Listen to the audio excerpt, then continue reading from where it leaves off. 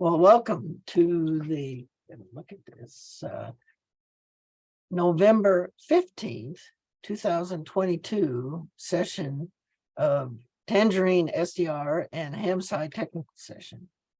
My name is Dave, KV0S, and this week, well, I was working with Bill today on getting a magnetometer that's run for 2 years on the Linode server, starting to send data to Bill's server at University of Alabama. So that's one thing. I've been doing some reconfigurations of computers and others over the weekend. So that's pretty much what I'm up to. Next on the list, we have Nathaniel, W2 NAF. Go ahead, Nathaniel. Thanks, Dave. This past week, I've been meeting with students, continuing to work on research projects. I met with Bill Engelke and Travis Atkinson on Zoom to talk about our plans for the going forward for the central control system and database. So Bill will be talking about some of that a bit. We formally requested the no-cost extension for the DAISY grant. So we've got another year that we get to work on that. I'll have to start putting my annual report together soon. And I'm spending a lot of time wrangling SuperDarn data too, because I'm trying to work on a big, like 12-year climatology of medium scale traveling ionospheric disturbances observed in SuperDarn. So I'm using the big server that we have at the University of Scranton and trying to do a whole bunch of data analysis on that. So all very exciting. And Bill Engelke also sent me some of his digital RF grape data that I'm going to try and work that into a student project for my digital signal processing class that I'm hopefully going to introduce to them right before Thanksgiving break. So I'm working on that. Very good. Back to net. Next on the list is Bill Engelke, AB4EJ. Okay, fine business, Dave. Good evening, and worked a bit this week on trying to get a Ubuntu image that will run on the Raspberry Pi for version 22.04 in preparation for making that image available to people who want to run a grape image, grape one, and use my image that collects DRF data, and that took some time because it's kind of picky on what monitors will work with it. Had a lot of problems with the so-called black screen of death, and the only way I finally got it working was to use the big fancy display that I got with my Dell computer on my older monitors. None of them will work. So that's the good news. I got it working. The bad news is when you go with this image, you might have to buy a new monitor. So, but we'll see. To go, to run a grape, got to buy a new Dell monitor to run a grape. So thanks a lot, guys, the development guys at Ubuntu, but what are you going to do? And then you've heard a lot of my other adventures and exploits right now, trying to debug a few little startup issues with getting KV0S's data up. We're close. Yes. It's getting onto the server, but the watchdog that adds an entry to the observation data, it runs, but the data doesn't end up in the database, so it must be failing silently somewhere. I got to figure that out. Yes. So back to net. Well, fine business, and thanks for the help. Next on the list is JWB8 SBI. Go ahead, Jay. Well, good evening, everybody. Nothing really spectacular to report here. Just looking forward to phone sweepstakes this weekend.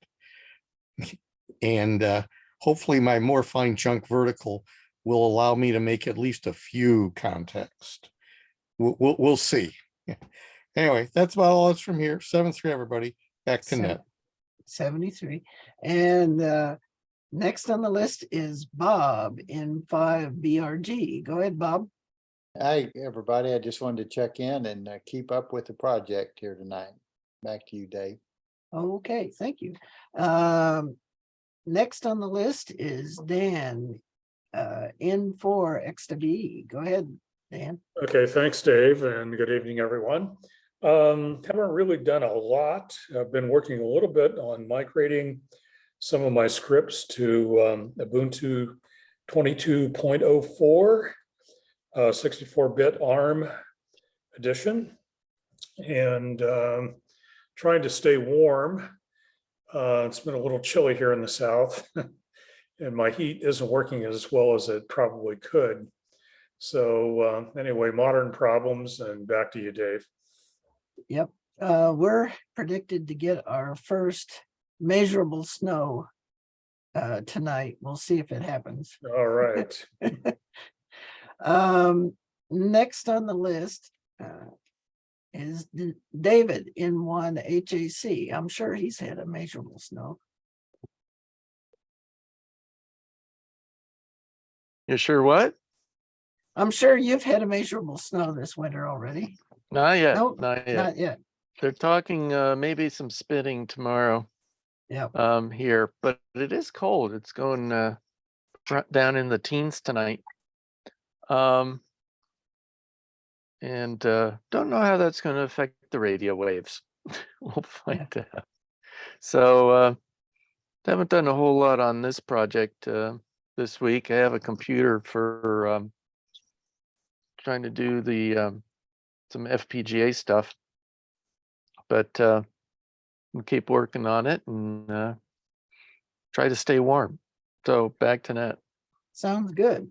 Next on the list is David, KE5 DPZ. Go ahead, David.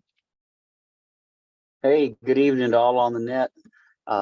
Been working on some antennas here, revived a couple of old radios, programming them, and just having a lot of fun. Looking forward to getting more things going as far as Raspberry Pi and whatnot for WhisperNet. Anyway, I had nothing more to report from here. A couple of screaming dogs in the background. K5 DPZ, back to net. Well, fine business. And next on the list is Don, K1VX. Go ahead, Don. Hey, good evening, everybody. Yeah, I'm just like some others, just kind of snooping here, trying to figure out what you guys are up to, what's happening, what the issues are. Looking over some of the documentation. I did over the past week get a Raspberry Pi 4 up and running. And interestingly, I had monitor problems. I was trying to use it with a VGA monitor and an adapter, and it kind of worked. I was able to actually get the display up enough to get it configured and verify that it was working, but it had some weird artifacts on the screen. So I gave up and I bought a real honest to goodness monitor with the right interface on it, and it's working fine now. So whether that's good enough, we'll see. So now I'm just kind of playing with it a little bit and trying to figure out what to do next. Whether there's something to do beta test or alpha test or check out documentation on installation or whatever. If there's something I can help with there, I do have some time and some space to do stuff. And looking for suggestions. So back to you, Dave. Okay, very good. Next on the list is Dylan in KN6 IVW. Go ahead, Dylan. Is he there? Dylan, are you there? He's muted. Okay.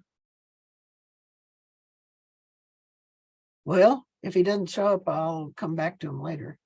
Next on the list is Gary, AF8A. Go ahead, Gary.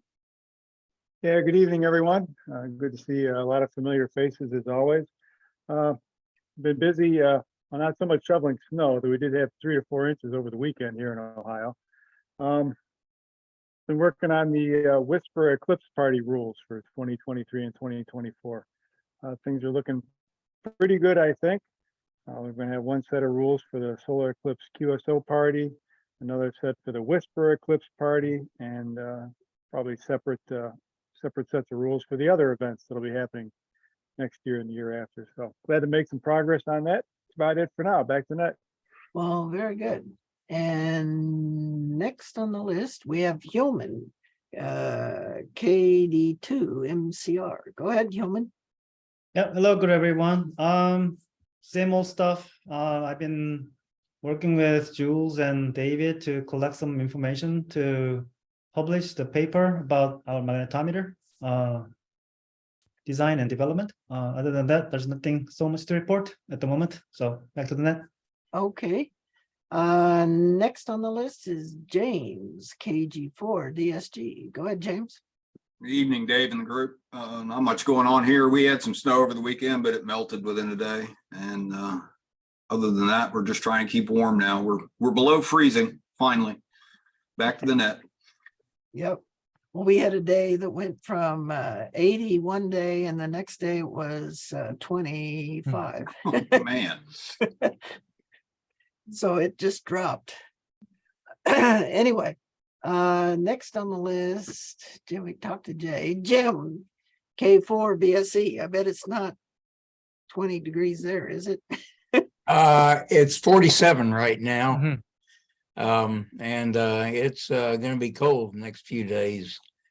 I was colder over the weekend. I was over in Alabama for a family thing on my wife's side, and it was real cold there, a little bit north and a little bit west of here.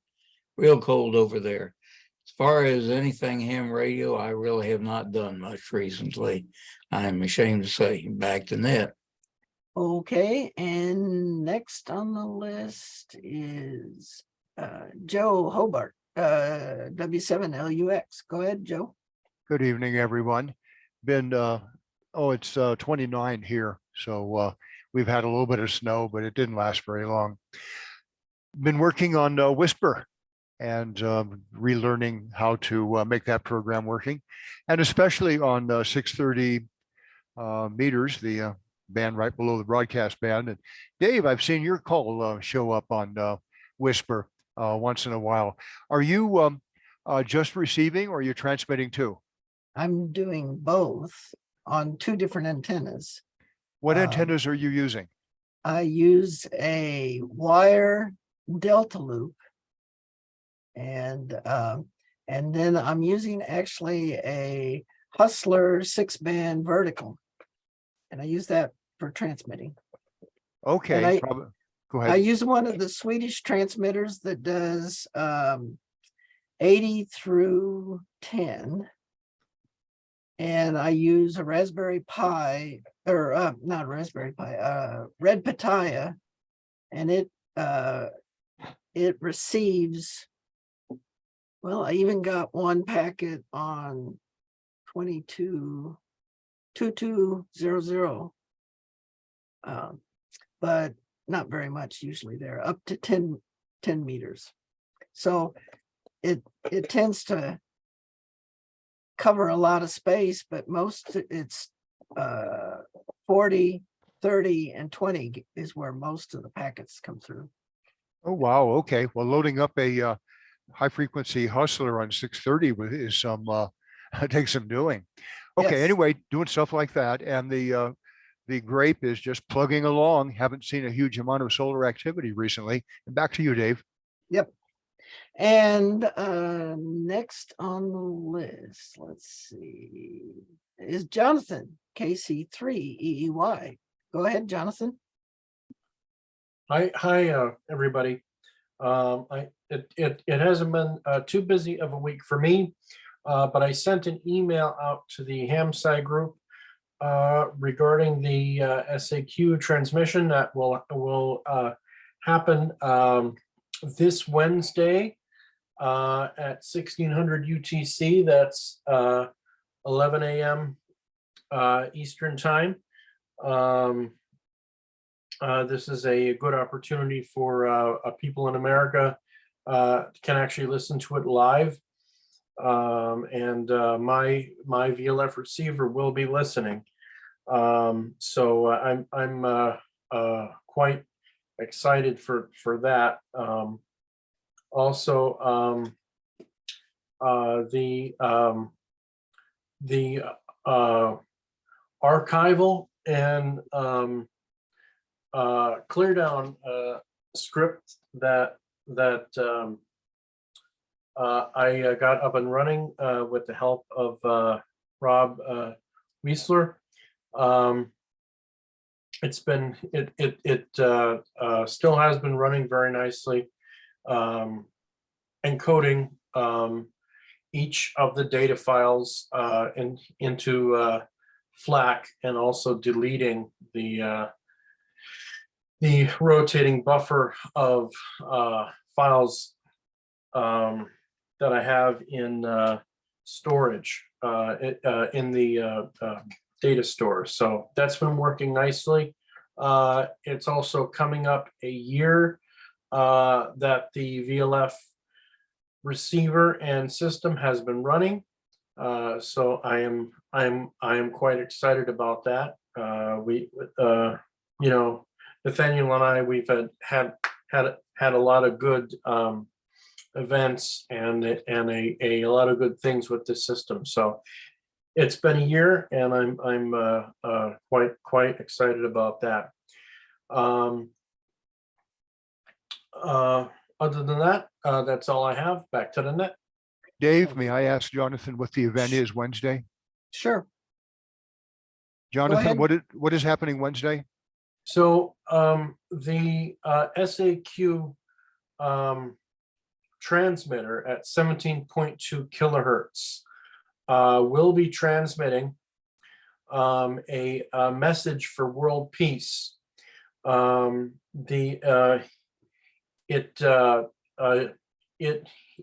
It will use CW, and there are some receivers that may be able to mix it down to something like 400 or 500 hertz to make it audible. Or you can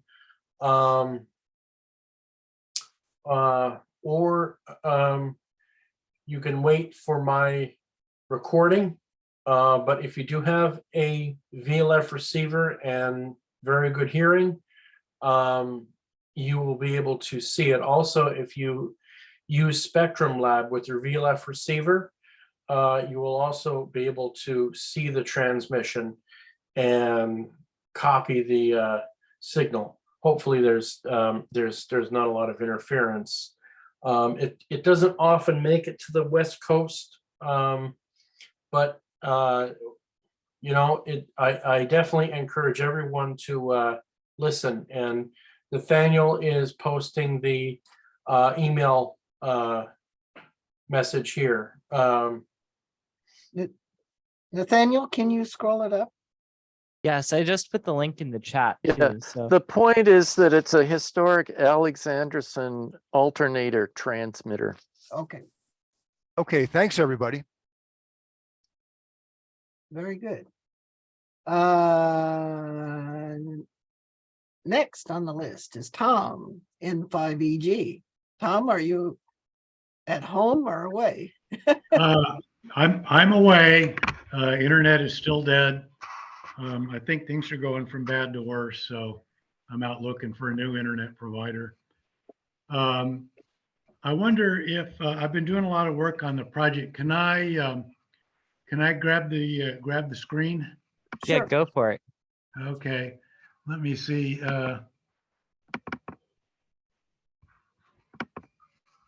Okay, this we talked last week about a missing address pin on the IC, and I ended up reworking, adding a ground wire from the corner pin of the synthesizer chip to ground, and that fixed the problem. That allowed it to start working. And the I2C is able to talk to the synthesizer chip by Tom, doing are that. you trying to make the picture big? We see 7 icons right now. Oh, gosh. Okay, that's totally different than what's on my screen. Oh, my. Did that help or make it worse? It didn't change anything. Oh, my. Okay. I think you're sharing your desktop. You can just double click on the picture you want. It'll get bigger probably. I Well, think that's you're, what no, I think you're sharing the one window on your desktop. Okay, I'm gonna stop your sharing. Try sharing again. okay. And you may, Uh, if you feel comfortable with it, I'd recommend sharing your whole desktop. If not, get the picture up first, then share just that picture. Okay, I've got several pictures to show, so, okay, let me try share. It won't let me share my entire screen. I don't understand why. Okay, let me Are you- try this. Something's happening. Yeah, there you That- go. Yeah, infinite loops. Okay, Yeah. did this work? Yes. Yes, that's much Okay. better. Okay. Okay, so Now that's I see the- your nice blue wire. Yeah, you really can't see where it's soldered to the pin of that IC. That's a 30 gauge wire. And it's soldered to a corner pin, but it does work and it did fix the problem. So that's good. I've got the all the I2C interfaces wired up and talking.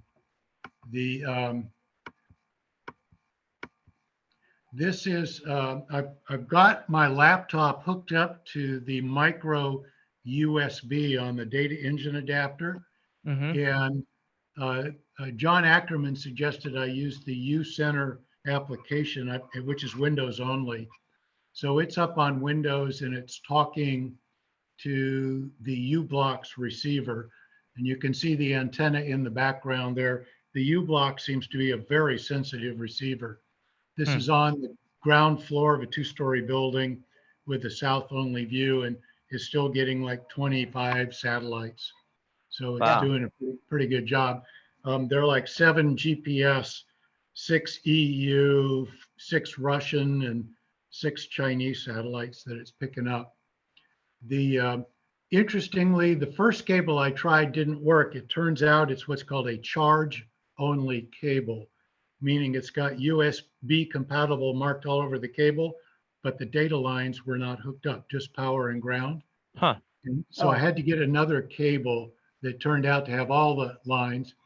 And I'm able to configure the U-Blocks through the USB port, verified that the GPS PPS comes out, the GPS RX signal comes out, and the I2C talks to the synthesizer. And so that's all working. I'm not able to talk to the U-Blocks with I2C.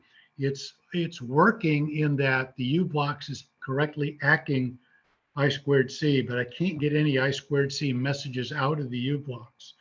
And John is a little puzzled as well. So we're working on trying to figure out what's going on there. But so good progress. Next up, I'm going to try to program the synthesizer chip and the GPS to generate clock for the receiver. So we've got all the interfaces talking, except the GPS doesn't seem to have anything to say. And the SPI interface, which is the control interface on the dual A to D converter chip, will be the last interface to try to bring up. So hopefully I'll have some good news on that next week. And that's a close-up of the development kit, the adapter board. You can see the clock module, and the receiver is underneath. And so far, most of the things I've tested have seemed to come up and run pretty well so far. Tom, what did you fix with that ground wire on pin 1? I'm sorry, what did you say? What the blue wire you had, and I thought it was the pin 1. What problem did that solve? Okay, what the wire is connected to pin 17 of the chip. That is address pin A1, which is that has A0 and A1 are the I2C address bits, allowing you to put up to 4 of these chips on the same I2C lines. And that pin was floating. And when I tried to use it, it would sometimes be 1, sometimes be 0. and sometimes change in the middle of an I2C transaction. And so it failed. And by tying it down to ground, it now has a fixed address and it works. Interestingly, this synthesizer chip, the black one, and the U blocks are on the exact same I2C interface. They have different slave addresses, and so they can be talked to independently at the same time. Yeah, it was found that there was not an internal pull up on that chip pin and needed to be asserted Right, right. So externally. yeah, So, that wire asserts it. And, good work solves getting the that problem. wire on there. It's tiny. All right, Been back there, to the done group. that.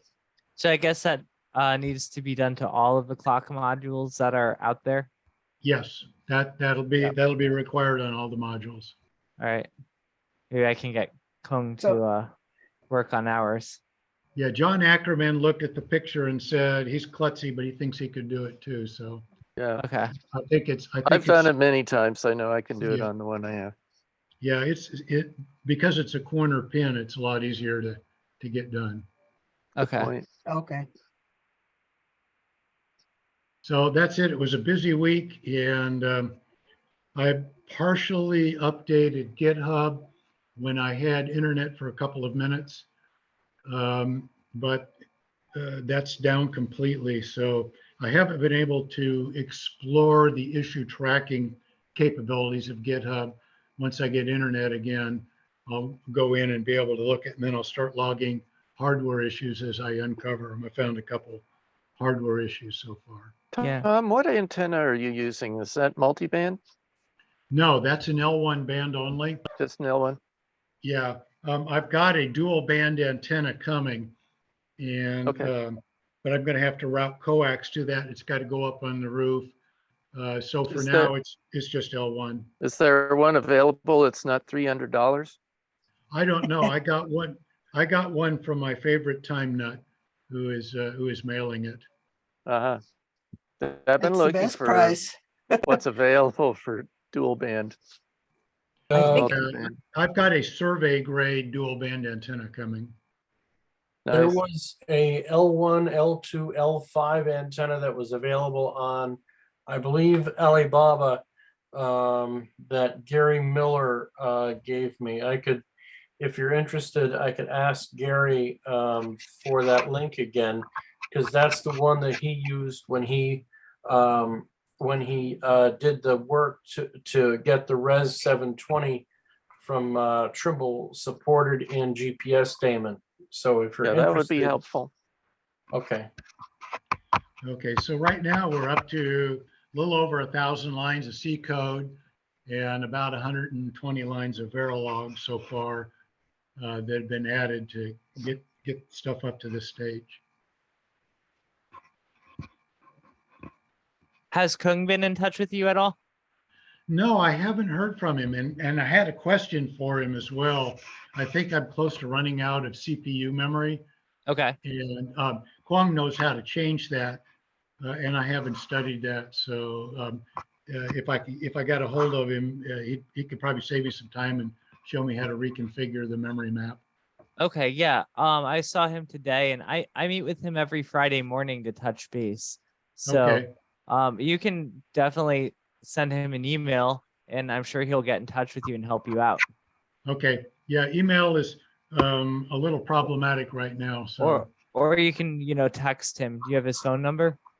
no, I don't. But I'll get to a place where I can get email, and I'll send him an email. Okay, great.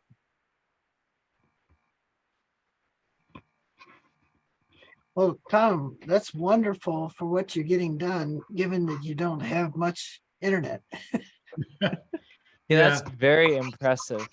Yeah, internet is my IT expert. If I ask it questions like, why doesn't an F9T talk to the I2C? Usually the internet has the answer. Yeah, I agree. I hope you're able to get that resolved. But yeah, I agree that's fantastic. So yeah, the once we get the SPI interface up, we'll have completed phase 1A of the test, which is to get all the SPIs and I2Cs up and running and get the clock out of the clock module. And then it'll be time to start phase 1B, which is to do bursts of data at 122.88 megs out of one of the receiver channels.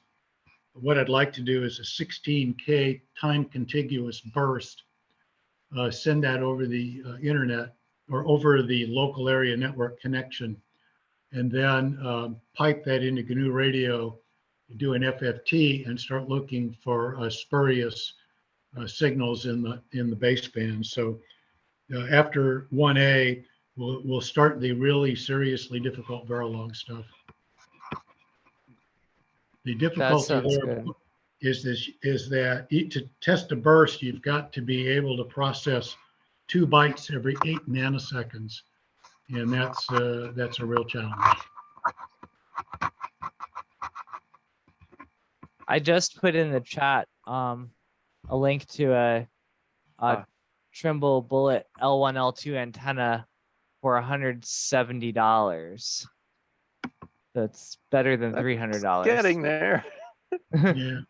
I ordered 2 of those for the project like earlier this couple years ago.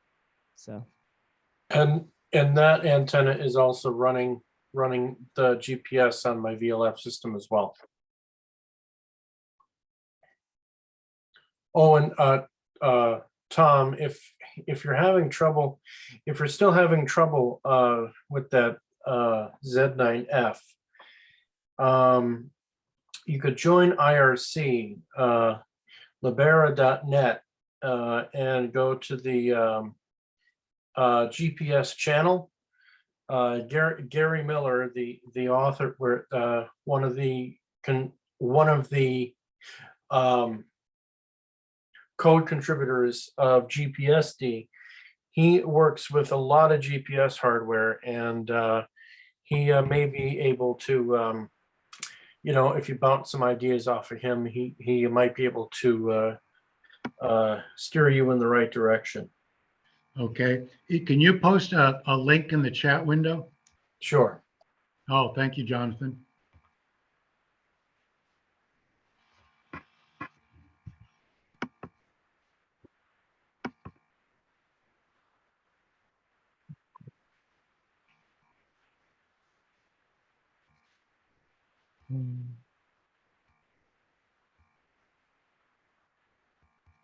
So I think that all sounds really good. We're talking about having getting Bill Engelke to have more of the magnetometers start uploading to his system.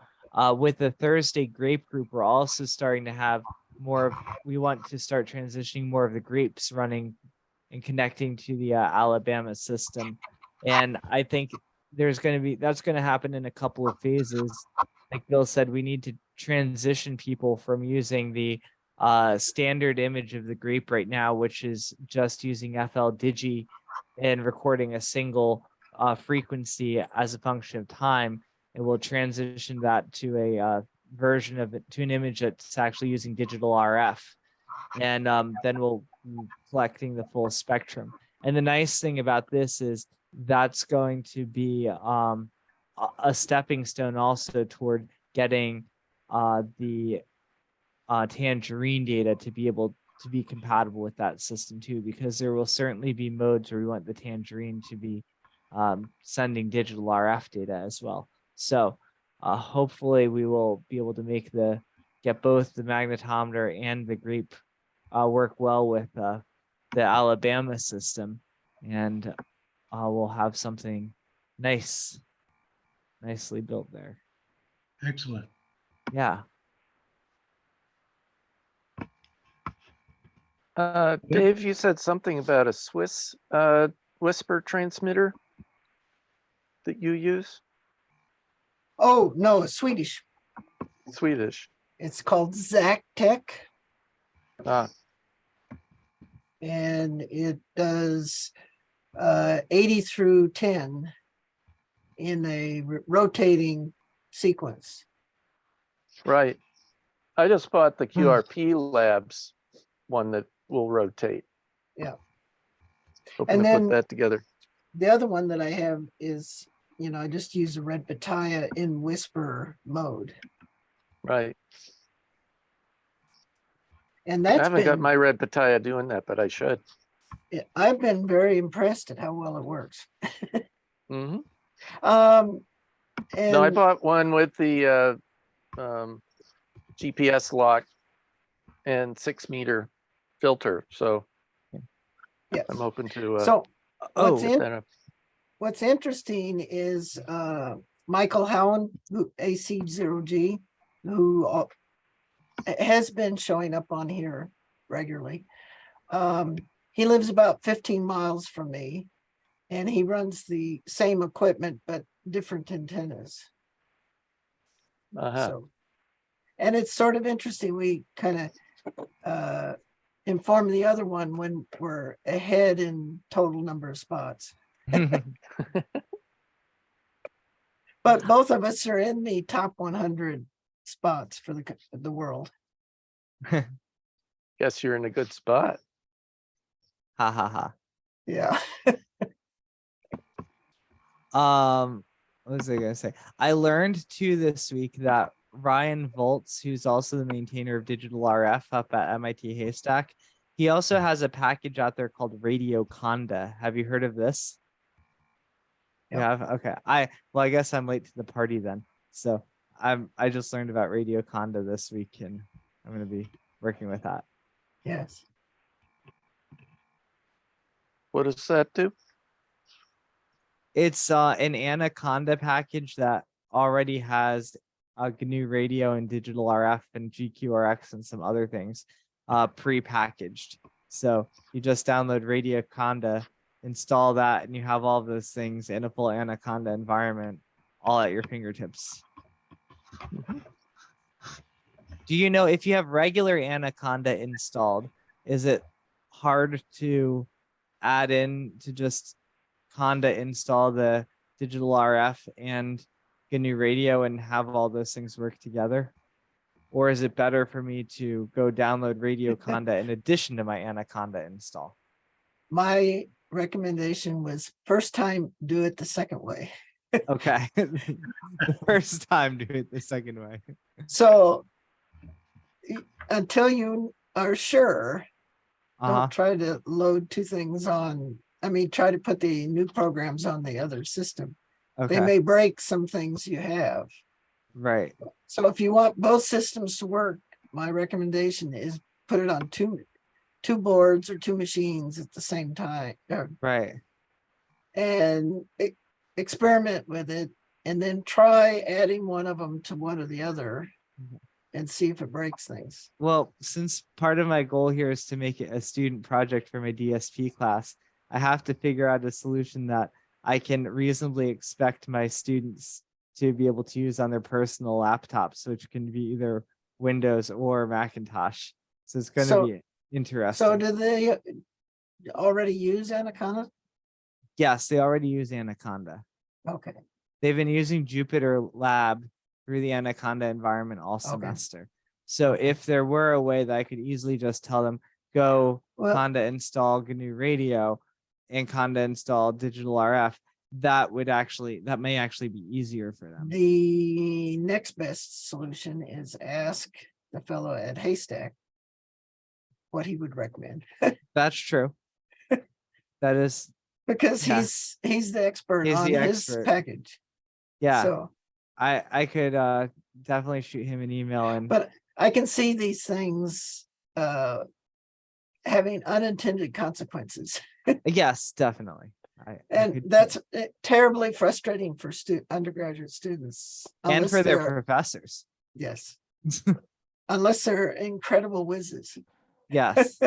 Oh, there was a really terrible bug that if you install the current version of Anaconda and you use the version of Spider IDE that comes with it, if you use the input command in Python, which is supposed to let you go to the shell, prompt the user to enter some information, put it in, it crashes Spider. And And we had a whole series of lesson plans and activities for freshman students that all depended on downloading Yes. Anaconda, using Spider, writing little programs that asks the user to input things with the input command. And we were like tearing our hair out the first 2 weeks of the semester why our nicely planned lessons were not working. Yes. Ah, It happens. yes, it was awful. Computers. As Carter Craigie N3AO calls them, confusers. Yes. But they still do things you can't imagine doing any other way. Oh, I totally agree with that. I absolutely agree with them. Yeah. It's still But some of it's these hard to get them basic- to always work perfectly. Yes. And when you're trying to, it's one thing for you or for me to get on here and make it work for me or for one person. It's another thing to make it work for a class of 20 people. Right. All And using everybody different. has a little bit different computer. Oh, they Yeah. do. And So- Quick some of them are question. What, underpowered and We have Dylan asking a question. yes, Dylan. Dylan, are you there? He put a link in the chat. What is Anaconda? Oh, Anaconda, it's not a coding language. Anaconda is a distribution of the Python programming language and a whole bunch of additional things around it. So Python is a programming language, which I'm sure you've heard of, but it's not very useful unless you have a whole bunch of additional libraries and additional software. And there's a standard suite of software that's in libraries that's used with Python for data visualization, analysis, and mathematical calculations. And so Anaconda tries to do its best to bring all of those things together in one relatively simple to install system. So if you go to anaconda.com, you can, or anaconda.org, you can download this for yourself and try it out. So there, I put that in the chat. It is free. There are paid versions, but you do not need the paid version. Just sign up for the free one or download the free one. And if you go on YouTube, you can find all sorts of good, we call it tutorials showing you things you can do with Anaconda. Another nice thing about Anaconda is you can combine it with virtual environment, VENV. And so you can have different packages that have different requirements. And one of the problems you run into if you don't use a virtual environment is you have package A working, you install package B, and it corrupts package A. By using virtual environments, you can avoid doing that, and it works very nicely within Anaconda.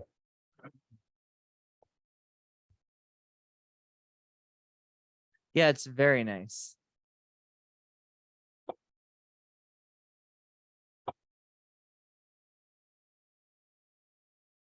David, I just ordered one of those packages from QRP Kits. Just wonder, have you, when did you order yours? Have you received it? Yes, I ordered it on the 10th and I already have it. 10th? Oh my gosh. Okay, thank Yeah, you. Came very quickly. I was Wow. impressed. I'm impressed with all the stuff those people do. Yep. Yeah, and coming from Turkey, that's pretty impressive. Well, right now FedEx is struggling, so I think that they're trying extra hard to provide speedy delivery and beat the competition. Yeah, as it used to be said, we try harder.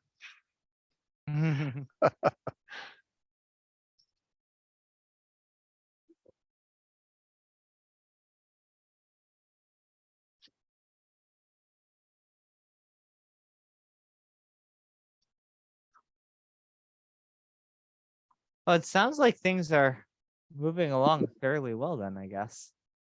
With everything.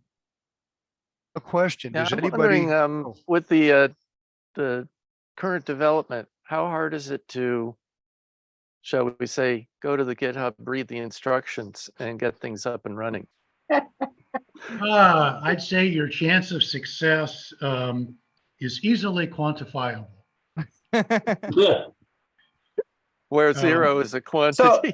Yes, That's where like- 0 is a well-known quantity. That's like when things are so secure that nobody can use it. That's right.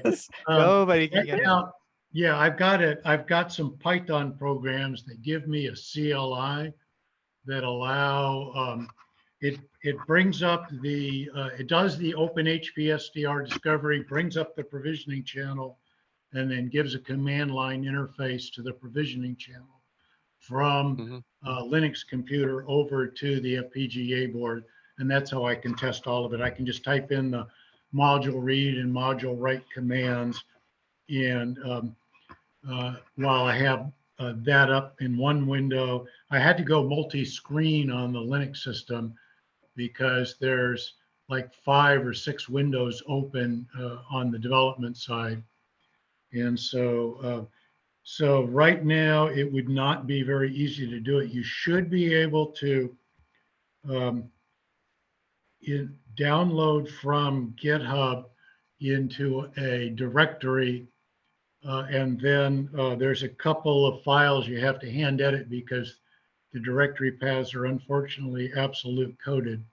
But you should be able to bring it in, fire up Quartus, and do a build and compile successfully, open up the software tool, and be able to do a build and compile of that. So you should be able to do builds and compiles of both the Verilog and the C, which are in different tools. But as for getting the CLI up, the CLI is up on GitHub, but it's, how would you say it, widely undocumented utility. It's not even self-documented. No, it's not even self-documented. So, so more work will be needed. I'm trying to get through phase 1A here. Right. And is it so used? there is a README. Right. Are we using the free Quartus at this point? Yes, this is all free Quartus. Now, which version is it again? I know I've written it down somewhere. 20.1. Right. That sounds familiar. Yeah. Okay. Did you say that there is a micro USB connection straight to the U blocks? Yes. Let me get let me try and mangle my screen sharing again here. And while you're doing that, I'll point out that those charge only USB cords, yes, don't work for fast charging because they use USB signaling for that. Yeah, but they also don't work for data. Well, that's the point, is they've left out the data lines. Yeah. Can you see the picture? It's practically useless. Yeah. Okay. So the micro USB, you see the U blocks in the okay, the micro USB is just above it. And that's where the black cable is plugged into. I see it. Yep. And that all Scotty did a good job. That all worked right out of the bat. There's a little black plastic plug that comes in the micro USB, and you can see that piece of black plastic to the left of the USB cord on the wooden table. Mm-hmm. Yes. And you have to pull that out. That's in there just to protect the contacts during shipment and production. So you have to pull that out. And then you can just download the uBlocks uCenter version 22, and it brings up a GUI. You have to install the Windows COM driver because it emulates a COM port over USB. I'm used to all that. So okay. I'll try it. So, and this is all powering off of the development kit, right? Yes, that's what I wanted to. Right. So that could be run without the development board. Without the development board being loaded with anything. Right. Yeah, well, it could if you could find some way to get power into the adapter. Okay. Well, I'm saying with the development board, it's powering off of that, right? That is correct. Okay. So as long as one has a development board that's powered up, this will work. Right. You can see the Which right I have. angle power, which is a really, really, really tight fit up against the adapter board there. Right. That's goes down to a 5-volt 2-amp wall wart. I think it's Yep. 5-volt 2-amp, and Yes. that powers everything. Right. The U-blocks gets quite warm. Really? Yes. Well, a lot going on in there. Yeah, there is a lot going on. I'm pretty impressed by the U-blocks part. It seems good. The U-center interface gives you a GUI to walk you through a bunch of undefined commands for configuring it. And so I've had a couple of emails with Ackerman, and he's pretty familiar with it, so he's been helping me out. Which U block is it again that you're working with? That's a ZED F9T. And it's soldered down on the board, and there's a lot of support circuitry on that module that it's on. It's I think it's the highest featured timing unit available now. Yeah, it's and multi-satellite, multi-satellite, service. multi-band, and on the board there, the synthesizer chips in black, and then there's a TCXO over to the left of the U blocks. I'm going to be interested to see how pure the clock signal coming out of this is.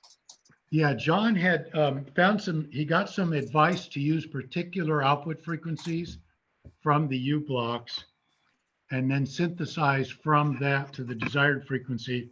And he said when he did that, the noise and spurs dropped like 10 dB when he picked one of the magic frequencies. I like the sound of that. Probably even multiples in the PLL circuit, not. I don't know. It was like, I don't remember what the frequency was. I've got it on an email, and when I get internet, I can go look at it. There was one thing that I wanted to mention. If you're also looking for a way to talk to the U blocks with Linux, you can use either GPS daemon, which will work with that. Also, VLF4X Tools comes with a utility called VTUBX, which is a utility that can be used to configure different options. It doesn't configure everything, but it's mainly used to configure some basic options and also PPS output as well. So those are two options if you want to use Linux. Okay. Yeah, the Windows tool here is pretty convenient, and it's all GUI based, and you can get to pretty much everything in it. Plus, you can just tell it whether to back up to RAM, to battery backed up RAM, or to flash on the U blocks, so you can make your changes persistent. I was able to get the 1 PPS working. The default SMA 1 PPS defaults off in the base load, and so you have to enable that. And then there's other changes. I've been monkeying with all the I2C options, and so far to no avail. But the GUI is handy. What you see on the GUI there, the big window in the center, is the XY position of the receiver over time, and the outer circle there is 5 meters. So the radius of that target is a 5-meter radius, and the squiggly green line is that antenna wandering about 4 feet around in time. Yeah, when we get the dual carrier enabled, that'll tighten up considerably. Yeah, so it's the GUI is not gorgeous, but it does have all the commands listed in drop-down menus, some of which are many hundreds of items long in some of the drop-downs. So there's a lot there, and it has them all. And occasionally it's got useful help, and sometimes it has help that, pretty much repeats the command gibberish as the help. Yeah. I remember watching that kind of a plot when we were having to average during selective availability, and it Mhm. wasn't within Yeah. 5 meters. Yeah. Yeah, I've found it pretty good. It's running about 1.5 meters, with minor excursions out there, but it seems to be running in about a 1.5 meter radius over a couple of hours time. Which is pretty impressive given the bad antenna sighting and the hockey puck antenna. Yeah, just to make the point, 1 meter is 3 nanoseconds, so it's keeping some very good timing there. Yeah, so far the U-Blocks has been a pleasant surprise, and I just need to figure out. It talks I2C. I get ACKs from the I2C interface, so I know I've got the right address, and the driver's happy, and it says it's talking to the chip, and the chip just seems to have nothing to say. There's probably a command in that group of commands you were talking about that's got to be tripped somewhere. Yeah, I've tried about the 30 most obvious commands, and haven't got there yet. Monkeying around. So, Yeah. Tom, is there Yes. a way you can put the close-up of the GPS board image somewhere so I can look at it? Yeah. Let me think about that. I've got a Dropbox Yeah. that can hold pictures. I just can't get to it right now. I understand. Yeah. But I would like to at least look at a actual photograph before I try it myself. I know Okay. where the parts are, but I'd like to see how you did it. All right. Let me just send it by email. That'd be probably the easiest. Okay, thank you. Yeah, I can do that. Tonight's a busy night. No hurry. We had a major equipment failure yesterday, and I'm down here doing surgery on power distribution boards and stuff. So, Yeah, and fortunately, this place has internet. yeah. Well, it's wonderful work, and I want to try to keep up with you. Okay.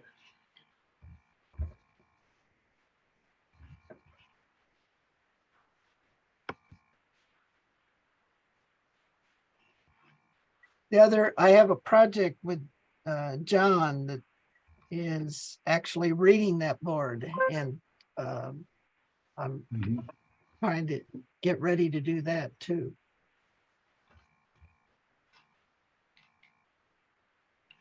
Well, I ended up having to use I've got high magnification glasses. I have clip-on magnifiers over that. And then I looked through my magnifying lighted circular lens and to get close enough to see what I was doing. And that yields a good almost 1 inch of working distance with a soldering iron. Oh, yeah. Yeah, very good.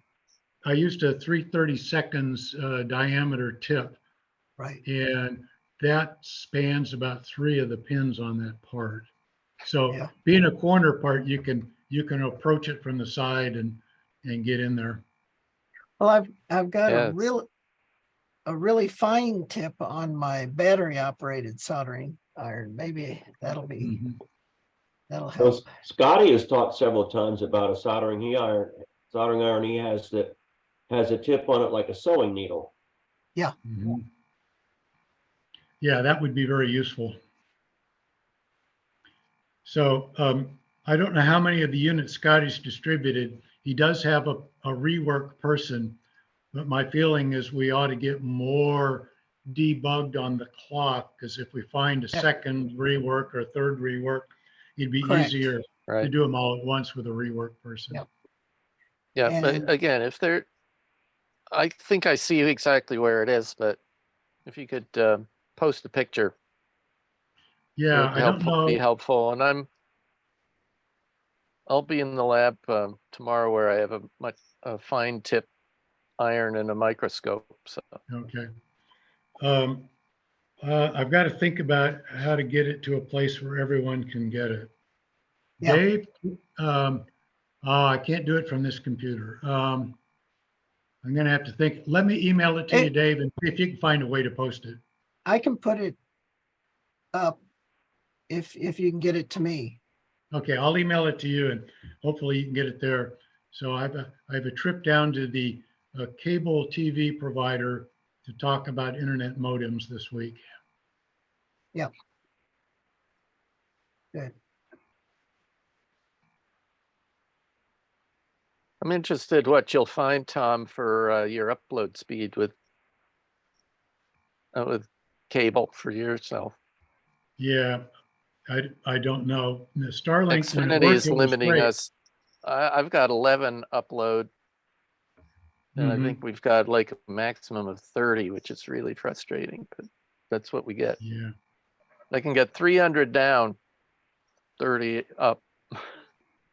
Yeah, fortunately, pushing updates to GitHub, I was able to do it using my cell phone.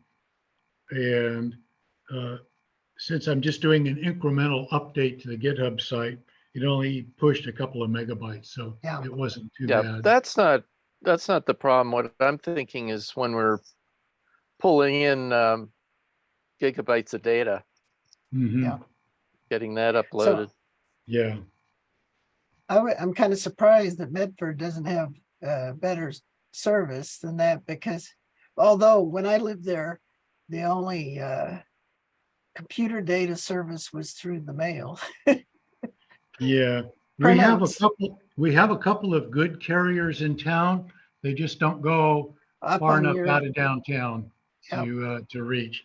And where I live, we have underground utilities, and people who have to pull cables won't touch an underground Yeah. facility neighborhood. They just can't afford it. Yeah.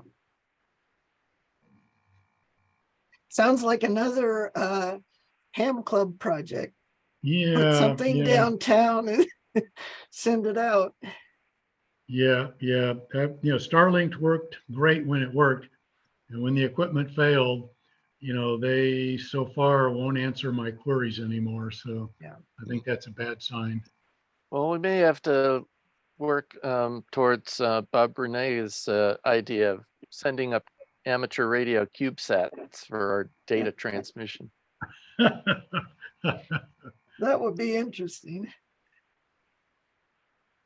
Well, there are amateur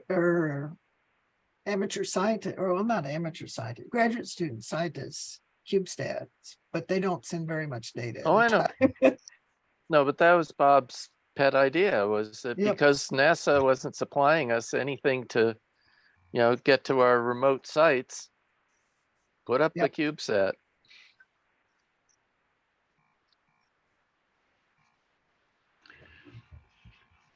Well, I'm going to need to run. I have I do have too. work in the next room.